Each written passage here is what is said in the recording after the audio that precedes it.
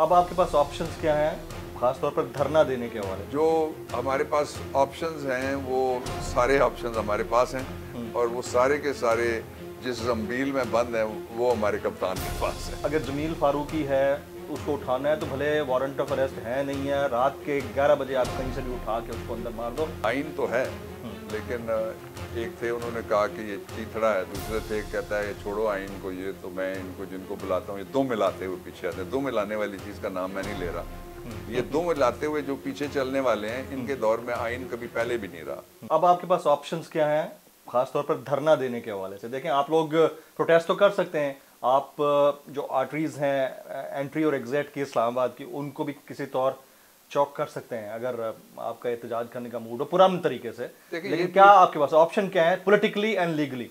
देखिए, ये भी पूछा मुझे कोर्ट ने कि आप करना क्या करना चाहते हैं। मैंने कहा ये मैं अदालत में नहीं तय करूंगा, मैं सियासी पार्टियों में अपने पास बैठ के बाहर जाके तय करूंगा।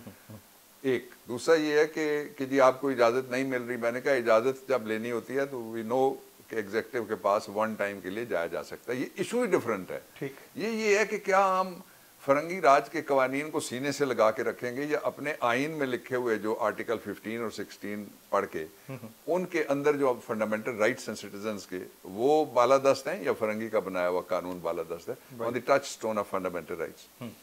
जो हमारे पास ऑप्शंस हैं वो सारे ऑप्शंस हमारे पास हैं और वो सारे के सारे जिस जंबील में बंद है वो हमारे कप्तान के पास है। और आप उसको वक्त से पहले डिस्क्लोज नहीं करना चाहते? वक्त आया चाहता है, लेकिन हमारे पास ऑप्शंस हैं और एक ऑप्शन नहीं है, 3-4 ऑप्शंस हैं और उनमें से वो एक्सरसाइज किस तरह से करने हैं ये भी तयशुदा है और कब करना है ये उनकी अपनी सवाबदीद होगी और कैसे करना है ये भी उनकी सवाबदीद होगी। वैसे ये फाइनल कॉल वाली जो बात है ये आइंदा 2-4 दिन के अंदर अनाउंसमेंट हो सकता है या इसमें भी टाइम लग सकता है? देखें, आप फाइनल कॉल का इम्पैक्ट देखें। सिर्फ अभी बात हुई है पाकिस्तान और अफगानिस्तान से तुरान और नूरिस्तान का मुझे अभी इतला नहीं है, उन्होंने कंटेनर इकट्ठे करके इस्लामाबाद को बंद कर दिया। ये कहते हैं हम डरते ही नहीं है, पूरा टब्बर भाग के लंदन में बैठा हुआ है।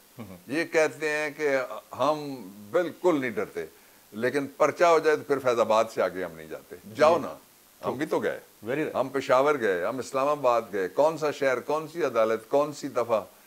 अभी आप कह रहे थे कोई रह तो नहीं गया।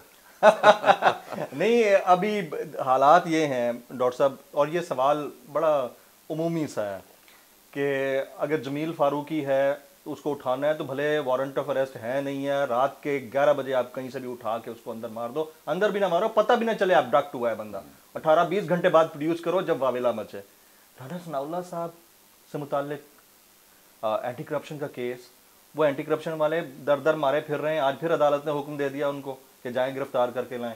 आपको लगता है कि ये rule of law for everyone वाली बात है? नहीं, नॉट एट ऑल। ये सरजमीन बेआइन है।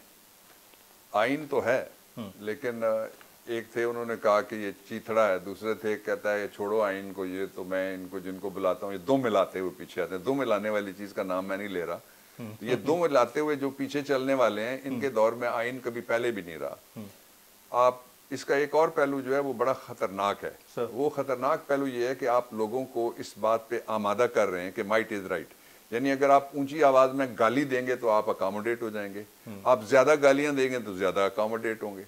जब आप ऊंची आवाज में किसी को कॉर्नर करके उसके ऊपर हमला करेंगे, वर्बल, साइबर, ट्विटर, ये सारे हमले आप उसके ऊपर करेंगे तो उसके बाद फिर आपको सबसे बड़ी कुर्सी मिलेगी।